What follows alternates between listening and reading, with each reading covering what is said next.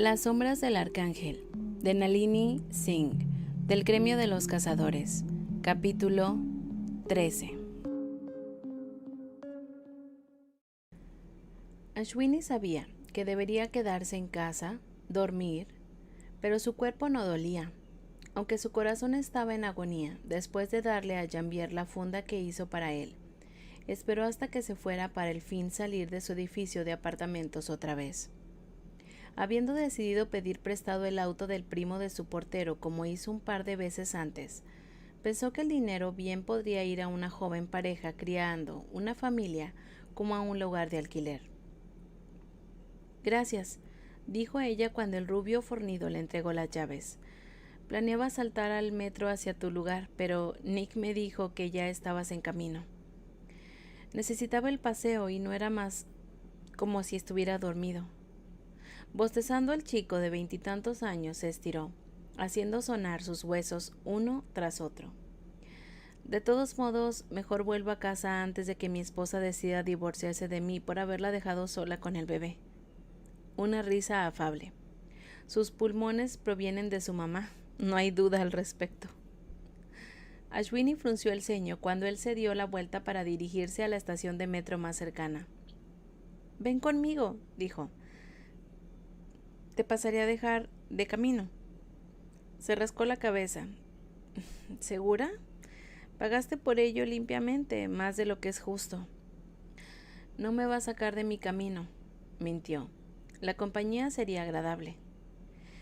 «En ese caso, no diré que no». Él era buena compañía, tolerante y entonando con su esposa y el bebé. Escucharlo parlotear sobre los dos la distrajo por el tiempo que lo llevaba en su edificio de apartamentos.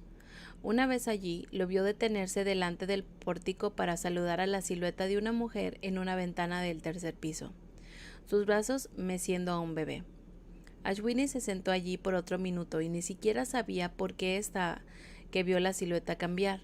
Madre e hijo unidos por una forma masculina fornida, y los brazos los envolvió a ambos, arrancando los ojos de una escena que nunca sería parte de su propia vida. Se fue. Era una estupidez hacer esto. Lo sabía. Una vez que estuvo fuera de Manhattan, la conducción tomaría 80 minutos o más hasta allá. Lo mismo de regreso. Y planeaba despertarse temprano para asistir a la autopista. Pero una noche sin dormir no la mataría, y sus entrañas pulsaban con el implacable tirón que sentía, solo durante los peores episodios, cuando ni la meditación ni la terapia lucharían contra los monstruos. Curiosamente, la voz de Ashwini, leyendo un fragmento de la literatura clásica, había demostrado la mejor panacea cuando las cosas empezaron a ir cuesta abajo, lo cual sucedía cada vez con más frecuencia. Llegó a su destino poco menos de 1 hora y media más tarde. Fue recibida por una enfermera familiar. Su pelo rojo peinado en un estilo sencillo. Todo el personal superior sabía que Ashwini tenía permiso para visitar en cualquier momento. La cara de Carl dejó claro que sus instintos no la defraudaron.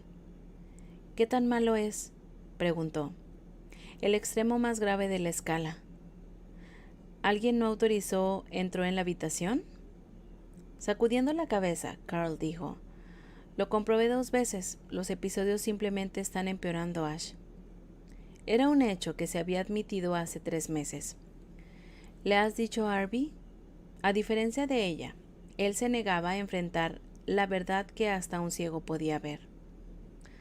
«Sí, él está aquí, pero sabes que tu voz es lo único que parece ayudar». Tristes ojos azules contra la palidez de su piel pecosa, extendió sus manos con las palmas hacia afuera. «Te habría llamado, pero era tan tarde y con tu lesión». «Está bien, Carl».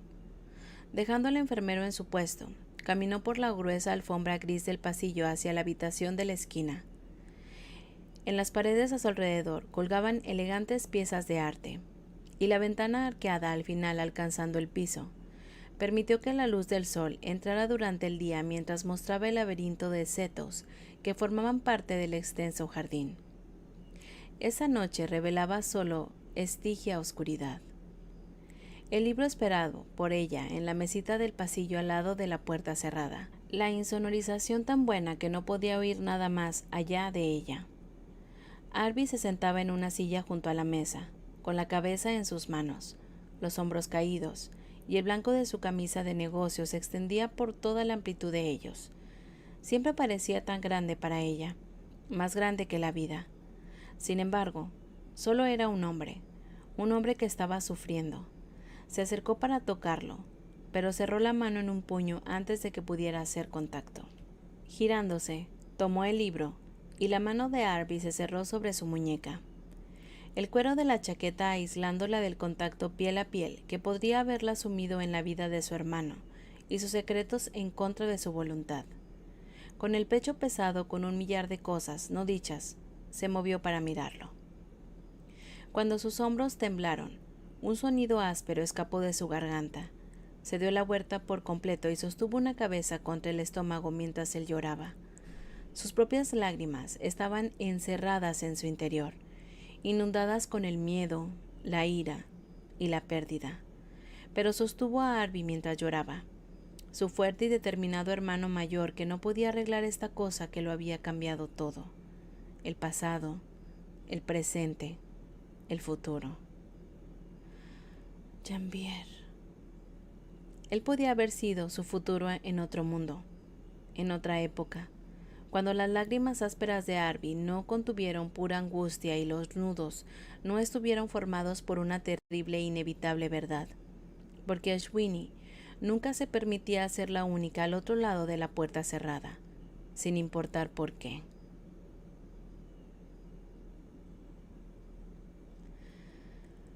Rafael bajó las escaleras después de la medianoche, su ciudad envuelta en una aterciopelada oscuridad sin luna, mientras su consorte yacía pacíficamente en su cama. Ella estuvo durmiendo con la mano sobre su corazón hasta que se fue. Aunque Elena se fue a la cama cansada pero feliz, y él no esperaba que las pesadillas la encontraran, no le gustaba dejarla en las horas del crepúsculo. Sin embargo, Dimitri hizo contacto directo y su segundo no interrumpía a Rafael en tales momentos por trivialidades. «Una mujer ha muerto», le dijo Dimitri, «y su cuerpo tiene indicios de la mano de Li Yuan. Jambier está en camino al enclave para darte un informe». Furia helada llenó a Rafael ante el pensamiento del arcángel que buscó hacer daño a su gente en su ansia de poder. No quería ninguna mancha de ella en su territorio.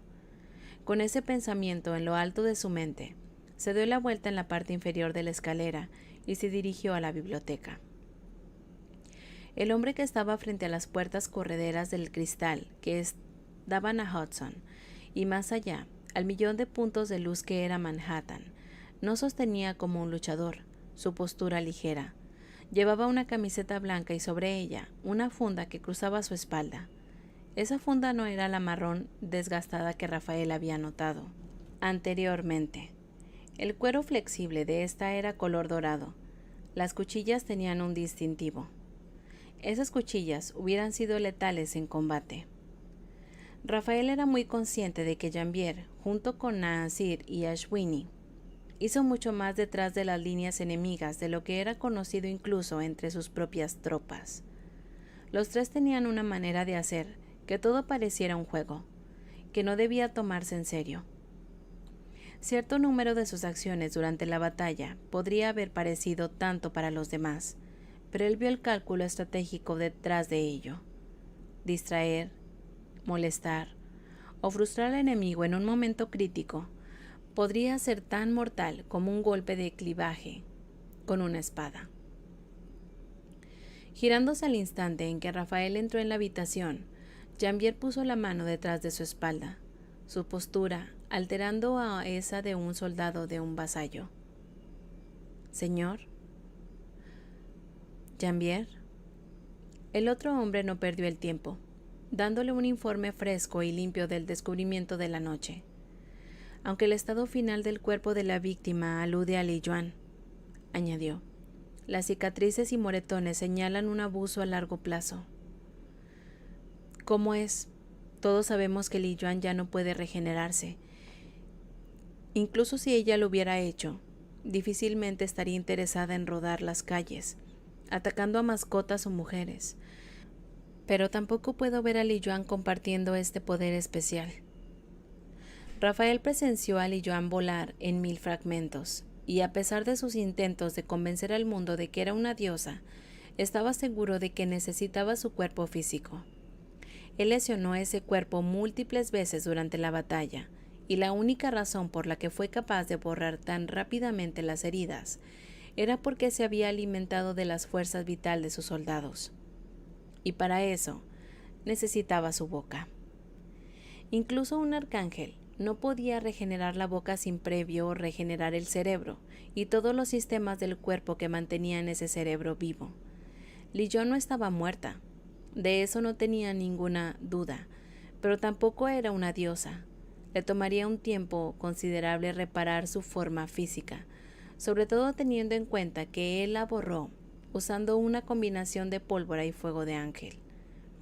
El primero era un nuevo regalo, nacido en cascada, y demostró tener un efecto debilitante en Li Yuan. Rafael no se lo mencionó a nadie más que Elena y Dimitri, pero creía que la pólvora había causado daños que le tomarían mucho tiempo rectificar a Li Yuan. Tienes razón en que ella no comparte esta habilidad, le dijo a Jambier. Está demasiado acostumbrada a controlar a su gente a través de la correa para repartir el poder, y es demasiado codiciosa. ¿Dijiste que esta víctima no era una cáscara vacía como lo presenciaste en la batalla? No, todavía tenía un sentido de la humanidad y de la carne, lo suficiente para que pudiéramos identificarla inmediatamente como mujer. Considerando que las víctimas de Li Yuan fueron tan escogidas sobre sí mismas, determinando el género fue posible a partir de una exploración visual de las fotografías de alta resolución que Jambier tomó. El equipo de las sombras tuvo 3 reportes de los que no fueron capaces de hacer la determinación en la escena. Excepto, por supuesto, para esos que presenciaron personalmente el ser consumidos. ¿Marcas de colmillos? Un vampiro podría concebiblemente drenar una víctima de toda su sangre, dando un periodo de tiempo lo simplemente largo. Sí, pero no es el sitio fatal de la herida de la garganta. No había demasiado daño para determinar qué causó esa lesión. Al igual que el perro, ella parecía mordida. Eso no excluía a los vampiros. Podría ser uno de los fabricados que se dio a la sed de la sangre, desgarrando y arrancando y mordiendo la carne durante su alimentación. ¿Puede ser contenida la situación? Rafael tenía que ser implacable. Un mortal perdió su vida y merecía justicia, pero esa justicia no podía suceder en un escenario público, no esta vez. Estoy seguro de que Ash y yo podemos tratar con esto en silencio, con la ayuda del gremio y la torre si es necesario. Se puede confiar que los 2 testigos, los oficiales que respondieron y los técnicos de la escena del crimen mantendrán su silencio. Antes de Elena, Rafael habría estado 100% seguro de eliminar los recuerdos de las personas involucradas, pero ahora que vio a los mortales a través de sus ojos, comprendió que esas personas eran sus amigos y colegas y ellos lo protegerían, porque los recuerdos eran lo que hacía a una persona. Preferiría morir como Elena que vivir como una sombra, recordó. El eco de lo que ella le dijo poco después de su primer encuentro, a la par con sus palabras apasionadas antes de la batalla, lo hicieron nada menos que implacable cuando se trataba de su ciudad, pero lo hizo considerar otras opciones antes de tomar esa decisión en particular. Tendré a Dimitri poniendo una vigilancia en todas sus comunicaciones como contingencia. La avaricia podía hundir sus ganchos en las personas más inesperadas, y esta información tenía valor para los medios de comunicación. ¿Esperas descubrir más información esta noche? No. La hora tardía significa que tendremos que explorar otras vías mañana. El ritmo lánguido en la voz de Jambier desmentía el borde duro en sus ojos. Incluso las huellas de la víctima no se pueden utilizar para buscar su identidad hasta que el patólogo rehidrate las yemas de sus dedos. Cuida de ella, Jambier, dijo Rafael. No dejaré que los mortales en mi territorio sean cazados. Las vidas humanas podrían ser un parpadeo fugaz de luciérnagas en comparación con el periodo interminable de un ángel. Pero Rafael ahora sabía que su luz podía quemar tan brillante. Tenía la fuerza para vencer al hilo de la misma eternidad. Señor. Caminando hacia una pequeña mesa de madera de cerezo, en la que se encontraba un decantador de cristal y 6 vasos, Rafael derramó 2 medidas de líquido ámbar, cuidadosamente envejecido, en el decantador. Le entregó uno de los vasos a Jambier y dijo: «Tus cuchillas son de la tierra de Nea». El Cayún, también llamado Jambier, ahora era una de sus personas de confianza, pero no tenía entre ellos la relación que Rafael tenía con sus 7. Eso era de esperarse. Jambier aún no pasaba su 3er siglo. Incluso Veneno, el más joven de los 7, tenía más de 100 años sobre el vampiro en el pantano en su voz. Sin embargo, Rafael vio en Jambier lo mismo que vio en Veneno, en Audán, en Ilium y en el resto de sus 7. El Cayún tenía el honor tan profundamente entretejido en sus huesos que tomaría un cataclismo para romperlo. Dimitri no lo habría perdido incluso durante los peores años de su existencia. Sí. Jambier tomó el vaso, su postura relajándose ahora que el informe terminó. Nea me las obsequió cuando dejé su corte. Dijo que tenía la sensación de que estaría metiéndome en problemas y que disfrutaba demasiado de mi ingenio para oír que perdió la cabeza porque no tenía las armas adecuadas.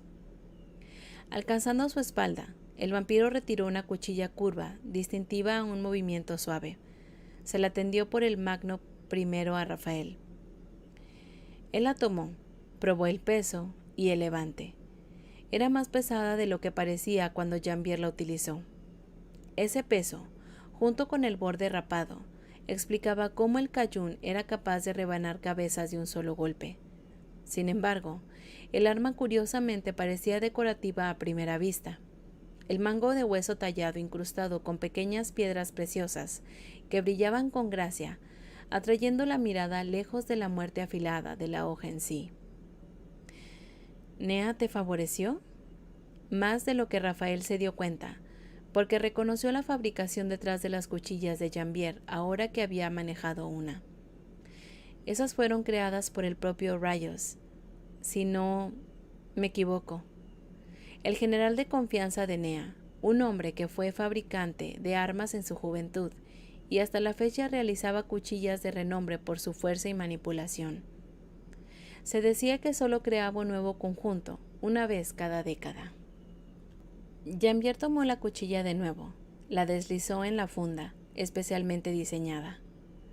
Rayos es responsable en gran parte de mi habilidad en el kukri. Y, como Veneno, mantienen esos vínculos. El miembro más joven de sus 7 fue creado por la misma reina de los venenos. Él se las arregla para hacerse bienvenido en sus tierras, incluso cuando Nea tiene su resentimiento contra mí. Tal vez por eso es que ella ha sabido referirse a nosotros como encanto y astucia. Una débil sonrisa. Nunca he averiguado cuál de nosotros es cuál. Hablaron durante varios minutos antes de que Rafael caminara con el vampiro a la puerta principal. Señor, Jambier se detuvo en el umbral después de encogerse de hombros, en la chaqueta de cuero que dejó con Montgomery, el reluciente rojo de su motocicleta visible detrás de él. Ash, su creación sigue... Ella está borrada. Pasaron cierto número de años, hasta que sus habilidades vinieron por primera vez a la atención de la torre. Su sangre secretamente obtenida y probada para la compatibilidad con el proceso que llevaba el vampirismo. Pero Jambier, él sostuvo los ojos del otro hombre. Ella no ha mostrado ninguna inclinación para aceptar la oferta silenciosa que se le hizo. Jambier apretó la mandíbula. Apartó la vista antes de enfrentar a Rafael una vez más. Un vacío sombrío en su mirada. Esa es la cosa. No creo que nada pueda convencerla para elegir una vida entre los inmortales. Hasta aquí el capítulo 13 de Las sombras del arcángel. Gracias por escucharme.